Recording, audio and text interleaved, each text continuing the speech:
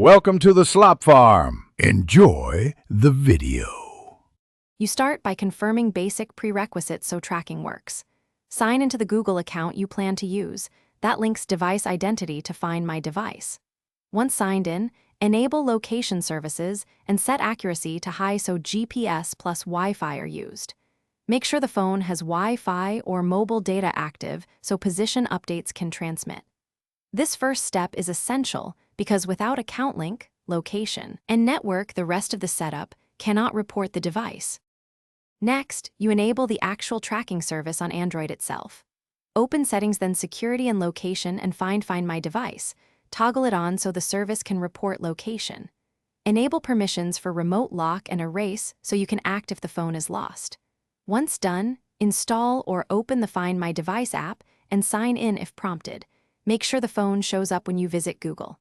com/Android/find from another device. That confirms the service and permissions are functioning. Finally, you should test and lock in the setup with a live check. From another phone or browser, sign into your Google account and use Play Sound. This verifies connectivity and speaker access. Make sure backup contacts and recovery info are current and disable Extreme Battery Saver that can block location updates.